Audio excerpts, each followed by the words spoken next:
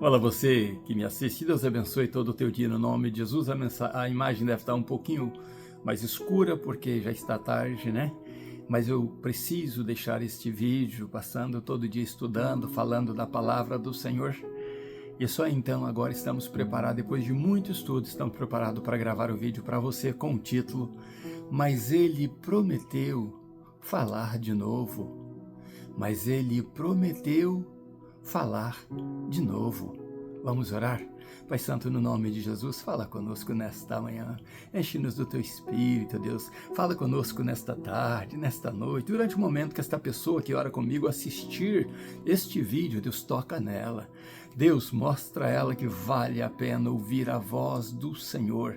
Vale a pena buscar ao Senhor. O Senhor é o nosso refúgio, a nossa fortaleza. Nós não temos outro Deus a quem correr, outro Deus a quem falar. Muitos confiam nos seus carros, nos seus cavalos, nas suas riquezas, em falsos deuses, deuses da macumbaria, deuses africanos, deuses de outras origens, deuses, ó Deus, orientados, ó Deus, e travestidos de demônios. Mas nós confiamos no Senhor. Nós sabemos que eles são falsos e o Senhor é verdadeiro e o Senhor pode ouvir as nossas orações. Por isso, ó Deus, oramos ao Senhor, no nome de Jesus, pedindo ao Senhor, fale conosco, fique conosco e enche o nosso coração de alegria, aquela alegria que só o Senhor pode dar, no nome de Jesus. Assim oramos. Amém. Mas Ele prometeu falar de novo. Vamos ler a palavra do Senhor? Está em Lucas, capítulo 1. Hoje foi um bom papo que eu tive com a pessoa, não vou citar o nome, mas foi sobre este capítulo de Lucas, porque a pessoa me perguntou, como posso eu estudar a palavra de Deus para eu crescer nela? Eu sei que a pessoa não tem conhecimento profundo bíblico, então eu disse, comece de Lucas. Depois você passa para o Evangelho de João. E aí então você entra em Atos. Se você ler Mateus e Marcos, você talvez não vai entender perfeitamente o que você precisa entender. Mas lendo Lucas, estudando Lucas e estudando o Evangelho de João, você vai ter uma transição gostosa e você vai poder entender até o porquê do Velho Testamento. E você vai adentrar nas coisas de Deus. Depois você pode estudar Atos, você vai começar a trazer em você as atitudes do que você leu em Lucas e em João. E então, o que Cristo fez nos evangelhos, você vai passar a fazer também no poder do nome dele no livro de Atos. A atitude do Espírito Santo de Deus em você vai revelar que você é uma repetição exata do grande Cristo, o nosso Senhor e Salvador Jesus. Vamos ler então a palavra de Deus. Não, eu começo a pregar, né? Aí está em Lucas capítulo 1, versículo 5 até o versículo 7. Olha que interessante isso aí, e você vai entender a transição de Velho para Novo Testamento. No versículo 5 diz assim, nos dias de Herodes, o Império Romano estava tomando posse, tomando conta ali, né? Daqueles dias ali, diz assim, nos dias de Herodes, rei da Judéia, havia um certo sacerdote de nome Zacarias, da turma ou da linha de Abias, né? Do turno de Abias, da turma de Abias. E sua esposa era das filhas de Arão e o seu nome era Isabel. Olha que coisa interessante. E ambos eram, olha o que fala primeiro. Fala de Herodes, fala de Zacarias, fala de Isabel. Olha que conciliação de rei para sacerdote, a esposa do sacerdote. E agora vem uma palavra muito importante que a gente lê, que está assim. E ambos eram justos diante de Deus, andando sem culpa em todos os mandamentos e ordenanças do Senhor. Eram irrepreensíveis. O verso 7 diz, e eles não tinham filho, porque Isabel era estéril, e ambos eram avançados em idade. Muito interessante que você vê falar de um período em que Herodes era rei, né? O Império Romano tomava conta e ali estabelecia os reis ali, eram estabelecidos, né? Os imperadores comandavam e aquela coisa toda ali. E então fala de Herodes e fala de um sacerdote. Vai falar da esposa também ali junto com Herodes, está falando, né, da esposa chamada Isabel. Aí volta a falar algo interessante deles, que eles eram tementes ao Senhor. Primeiro fala da linha deles, que eram da mesma linha levítica, né? Um sacerdote, a outra esposa de sacerdote da linha de Arão. Então, eram parentes longes também, mas a Bíblia diz que eles eram tementes e irrepreensíveis a Deus, e eu vou te dar um relato que mostra a importância disso aí, e diz que eles eram irrepreensíveis diante das ordenanças de Deus, diante dos mandamentos. Mas por quê que foi citado exatamente isso aí? Vamos voltar um pouco, mas o triste é que eles não tinham filhos e eram avançados em idades. Aí entra justamente o poder de Deus. Quando tudo parece impossível, anima-te nisto, você que me assiste. Quando tudo parece impossível, quando Deus te levou no deserto, é onde Ele vai te dar água com abundância, onde Ele vai te abençoar, vai te dar o maná do céu, vai cuidar de você, não vai deixar tua roupa envelhecer e nem teus sapatos gastarem. É Deus com você no deserto, mostrando que Ele se importa com você e que Ele cuida de você. Voltamos no tempo. Quando você observa esse Zacarias aí, e você volta lá antes de Mateus, lá em Malaquias, Deus está dando em Malaquias uma dura repreensão aos sacerdotes. Os sacerdotes foram se afastando do caminho do Senhor, alguns deles, uma boa maioria, e começaram a roubar do Senhor. Então eles estavam fazendo a obra de Deus como eles queriam fazer, já não temiam mais a Deus.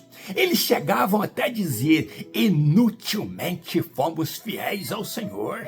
Por que inutilmente eles diziam? Porque os ímpios, eles prosperam. Os ímpios, eles têm abundância. Os ímpios são viçosos. Vai lá para o Salmo 73 que você vai ver justamente esta fala no Salmo 73. Eles parece que são muito abençoados e eles não servem a Deus, eles blasfemam contra Deus. Parece que eles são mais felizes que nós. E então os sacerdotes começam a roubar. E aí começa a dizer: e Deus não está nem aí para eles. Então por que nós mantermos a fidelidade em Deus? Estamos jogando o nosso tempo fora. Mas antes que Deus se faz 400 anos de silêncio, um pouco antes de Deus se silenciar, Deus estava triste com eles. Mas Deus dá uma palavra a eles. Repreende-os por causa do roubo. Repreende-os porque eles não estavam trazendo, é os sacerdotes que não estavam trazendo à casa do tesouro os dízimos que eles recebiam. Eles estavam vivendo da forma que queriam viver, com corrupção, pegando tudo para eles e não abençoando a casa de Deus. Deus repreende os sacerdotes. Mas Deus, antes de silenciar, Ele fala assim: olha, vocês estão me aborrecendo com essas palavras. Mas eu quero dizer que existe no meio de vocês alguns que são fiéis, que são tementes. E a estes alguns eu vou mostrar para eles que eu faço diferença do justo e do ímpio. O ímpio não prosperará como vocês estão dizendo, mas eu faço diferença do justo e do ímpio. E estes que estiverem na minha presença verão que eu faço diferença do que me serve e do que não serve. E então Deus dá no capítulo 4 ainda de Malaquias uma palavra linda e fala do que acontecerá quando Ele voltar a falar. Ele fala exatamente quando eu reabrir a minha boca, quando eu voltar a falar, quando eu voltar a me relacionar com vocês, né? Eu vou dizer a vocês agora o que vai acontecer. Eu vou preparar tudo. Eu vou fazer a minha palavra encarnar. Eu vou fazer a minha palavra estar no meio daqueles que temeram a mim. E eu vou começar com esses que temeram a mim. Eu vou preparar um caminho. E vou colocar alguém para preparar um caminho para o meu servo. E então nascerá o sol da justiça no meio de vocês. Malaquias capítulo 4, Deus encerra dizendo isso aí, como aconteceria. E então os estudiosos dizem que Deus faz um silêncio de 400 anos. Olha que transição linda do Velho para o Novo Testamento. 400 anos, mas nós temos aí no capítulo 3 que alguns continuaram temendo ao Senhor. Continuaram dando prazer ao Senhor. E agora encontramos em Lucas capítulo 1, falando que nos dias de Herodes, apareceu do sacerdócio, da linha que vieram temendo ao Senhor, um homem casado com a mulher e que passaram talvez 70 anos, isso é um talvez, nós não temos números exatos, servindo ao Senhor com fidelidade. Eram irrepreensíveis diante do Senhor. E Deus resolve voltar a falar com o seu povo. Deus já estava cansado de se silenciar com o seu povo. Deus sabia que o seu povo queria ouvir a sua voz. E Deus então pega o Velho Testamento, os 400 anos finais de silêncio dele, e traz então agora para a abertura do Novo Testamento, que está no Evangelho de Lucas. E Lucas diz isso antes do versículo 5, dizendo: oh, excelente Teófilo, eu fui minucioso em estudar tudo que fala a respeito do assunto que eu vou te trazer agora. Sabe por quê, excelentíssimo Teófilo? Para que você tenha certeza e firme aquilo que você foi ensinado. Alguém estava ensinando bem a Teófilo, o amigo de Deus. E Lucas queria que ele tivesse certeza de que o que ele aprendeu estava correto. E o que foi profetizado, foi dito, se cumpriu, estava se cumprindo. E ele minuciosamente fez questão de anotar ponto por ponto. Esse era o primeiro tratado do mestre ali, do médico Lucas. Um homem estudioso que não queria deixar faltar nada. E ele começa dizendo: houve no tempo de Herodes um sacerdote. Esse sacerdote falava com Deus. Esse sacerdote buscava a Deus. A sua mulher era temente a Deus. Eles eram irrepreensíveis. E então esse sacerdote estava no seu turno. A sorte caiu sobre ele. E ele então, com seu temor a Deus, ele vai para o templo. E então Deus fala ainda no templo. E então, esse sacerdote tem visão. Esse sacerdote fica assustado. Mas Deus volta a falar com o homem e manda o seu anjo para falar com o homem. Acontece que Deus começa tudo com um milagre. Você já estudou e já escancarou a vida de José. Você já viu José no Egito. Depois você vê o milagre de Moisés, o milagre do Mar Vermelho e Deus levando o povo para o deserto. Então Deus começa com um novo grande milagre. Um sacerdote velho, cheio de temor a Deus. A mulher dele velha, mas cheia de temor a Deus. E Deus resolve começar trazendo a sua palavra para encarnar, usando como veículo, como caminho, como elo, como transição a vida deste sacerdote, da esposa dele, Isabel. E diz: é por aí que eu vou recomeçar a falando com este homem, com esta mulher, abençoando esta casa. E antes que o meu verbo se faça carne, eu vou usar este casal. Este casal talvez esquecido, talvez zombado. Casal que o povo pudesse dizer: ele serve a Deus, mas ele é infeliz. Ele serve a Deus, ela serve, mas não tem filhos. vão morrer sem deixar herança, sem deixar ninguém, né, para seguir a linhagem deles. É um ministério infrutífero, é uma crença infrutífera. Que valeu servir a Deus esses anos todos? E Deus diz, não, eu não cessei com o meu povo. Eu estou com saudade de falar com o meu povo. 400 anos tem sido muito em silêncio. Eu vou voltar a falar com o meu povo. E aí está o título da nossa mensagem. Mas ele prometeu falar de novo. No capítulo 3, no final do capítulo 3 de Malaquias, Deus diz, eu vou silenciar, mas eu vou mostrar a diferença do que serve e do que não serve a mim. Eu quero dizer para você que às vezes o silêncio de Deus nos machuca, nos dói, nos maltrata. É tão difícil ficar, Senhor, porque o Senhor se faz silêncio? É tão difícil ficar entendendo isso. Mas nós sabemos que no silêncio de Deus Ele está trabalhando. Não perturbe quem está trabalhando. Enalteça o nome dEle, invoque o nome dEle, levante o nome dEle. Parece que no Salmo 34 é que está dizendo, eu louvarei ao Senhor. Em todos os dias que eu viver, eu louvarei o Senhor. O seu louvor estará continuamente à minha boca. E falando deste salmo hoje, ou desse texto que diz, eu louvarei o Senhor continuamente, eu disse à pessoa que eu conversava, olha, precisamos entender a situação que estava Davi, quando dizia isso aí. Quando Davi cantava isso, ele havia acabado de escapar da morte, porque fez-se de louco diante de Abimeleque, diante do rei de Gate. Ele se fez de louco. E o que acontece? Ele então, se fazendo de louco, Deus o livrou, né?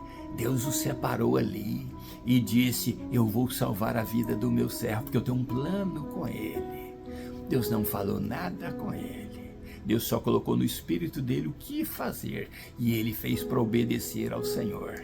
Sabe, você e eu, às vezes nós sentimos um silêncio de Deus, mas precisamos estar com os ouvidos atentos a Ele, à voz de Deus, com o nosso ser voltado para Ele, dizendo, olha, Senhor, eu não sei por quanto tempo o Senhor ficará calado, mas eu estou com os meus ouvidos atentos ao Senhor, e eu não vou deixar de temer ao Senhor, de cultuar ao Senhor, de todos os dias orar ao Senhor, de te agradecer por todas as bênçãos. E quando o Senhor falar, eu saberei a diferença que tem sido para minha vida em buscar ao Senhor continuamente e para a vida daqueles que resolveram abandonar o Senhor.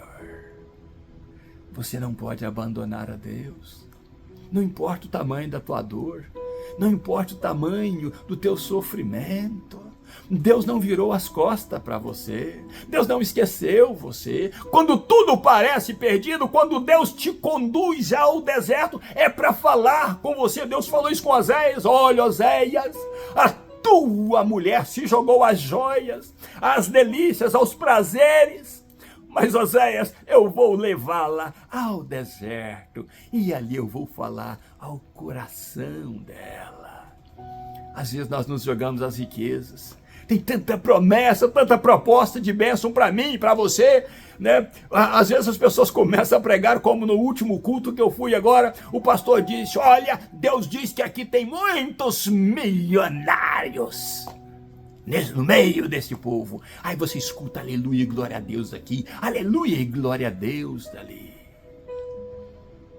Mas nós não estamos vivendo em dias reais, onde Deus vai nos levar a riquezas. Não se engane, mensagem de coração de homens. Deus, para falar com você, pode ser que te leve no deserto. Preste atenção numa coisa. Deus, para falar com Moisés, ele estava no palácio, mas ele teve que ir para o deserto, para aprender de Deus, para aprender a fazer as coisas segundo o querer de Deus. Elias estava ali diante de Acabe, diante de Jezabel, diante dos grandes ali, e Deus estava usando Elias para operar sinais, maravilhas e prodígios, mas Deus o mandou ao deserto. Eu quero tratar contigo, Elias. Elias precisava levantar um sucessor, não podia acabar com o ministério dele ali, e Deus queria tratar com Elias, porque Elias foi um grande homem de Deus. E então você pode perceber que todas as vezes que alguém vai a um deserto é para ser tratado, melhorado, sustentado, suprido, cuidado por Deus, mas muito mais do que isso, para ter um relacionamento íntimo com Deus. Não reclame dos desertos da vida, não reclame das dores. É necessário o tratamento de Deus na tua vida para que você cresça, para que você desenvolva. Quando você vê propostas demais, promessas demais, bênçãos demais, dizendo ser Deus, fique com um pé atrás. Porque quem oferece riquezas, quem oferece maravilhas, quem fica prometendo demais é o diabo, quando ele quer que você o adore, ou para te desviar dos caminhos do Senhor. Tem tanta gente querendo ser grande, sem nunca ter aprendido a ser pequeno aos pés de Jesus. Ninguém nasce grande, todos nós nascemos de forma indefesa, incompleta. O salmista diz assim: de maneira terrível, o Senhor me entreteceu no ventre da minha mãe. É assim que você vem a existir, de forma terrível. Deus trabalha milagrosamente na tua vida, lá no ventre da tua mãe, onde você não pode se defender. Um tombo que ela tomasse, um murro que ela levasse na barriga, podia custar a tua vida. Mas Deus, desde a tua formação, Deus está cuidando de você como cuidou de mim. Desde o teu momento, onde você não entende por que você ainda existe, com tanto sofrimento, Deus está cuidando de você, tanto quanto cuidou de mim. E a tua sorte, Deus não esqueceu dela. Ela pode ter sido ultrajada, humilhada, deturpada pelo diabo, mas há um momento onde Deus restaura a sorte dele nas nossas vidas. Ele não vai te dar sorte nova, ele vai restaurar aquela que ele projetou para você. E por erro meu, às vezes, e por erro teu, nós deixamos que o diabo a roubasse e a deteriorasse, a deturpasse. Mas Deus pega esta sorte e a restaura. E nós ficamos como os que sonham. A nossa boca se enche de gozo, a nossa língua de cântico. E então nós cantamos entre as nações: grandes coisas fez o Senhor por nós. Por isso estamos alegres. Não chore pensando que está tudo acabado. Chore nos pés de Jesus, dizendo: eu sei que o meu Redentor vive. Ele fez uma transição do Velho para o Novo Testamento. O Velho Testamento não foi anulado, ele foi transportado para o Novo. Então nós vemos em Zacarias que Deus rompe o silêncio. Está em Lucas, para falar com ele, para fazer dele um novo recomeço. É a palavra agora se fazendo carne, é o verbo se fazendo carne, é o caminho para o verbo se fazer carne. E ali estava a preparação. Deus trabalha no sacerdote, Deus levanta, e esse será o nosso próximo assunto. Deus levanta da linha sacerdotal, filho de sacerdote, que não vai pregar no templo, que vai pregar no deserto, preparando no deserto o caminho para o Rei dos Reis e Senhor dos Senhores. E o seu nome é João Batista. A transição, a ponte do velho para o novo, do povo que servia no templo para alguém que serve no deserto. mas é no deserto que Deus nos abraça, é no deserto que Deus nos dá água, é no deserto que Deus nos dá maná dos céus, é no deserto que Deus mostra o seu favor para conosco, é no caminho do deserto que Deus abre mar, é no deserto que Deus faz jorrar água da rocha, é no deserto que Ele vai cuidar de você e vai fazer de você um grande homem e uma grande mulher, um grande homem e uma grande mulher de Deus. Eu quero deixar esta mensagem. Em sequência falaremos desse assunto ainda. Fica conosco e vamos seguir juntos assistindo os vídeos no nome de Jesus ainda, né? Na minha meditação, agora são mais de 7 da noite. Mas eu quero louvar a Deus pela tua vida. Quero agradecer o nome do Senhor pela tua vida e deixar um abraço meu e dizer até o próximo vídeo. Se Deus quiser, assista os outros vídeos passados. E sigamos juntos no nome de Jesus. Estamos batendo na casa de 1000 vídeos. Falta um pouquinho para chegarmos em 1000 vídeos. E então poderemos engrandecer ao Senhor por ter falado conosco 1000 vezes. Muito obrigado pela sua assistência. Abraço meu, pastor Riva Martins. Até o próximo vídeo, se Deus quiser, no nome de Jesus.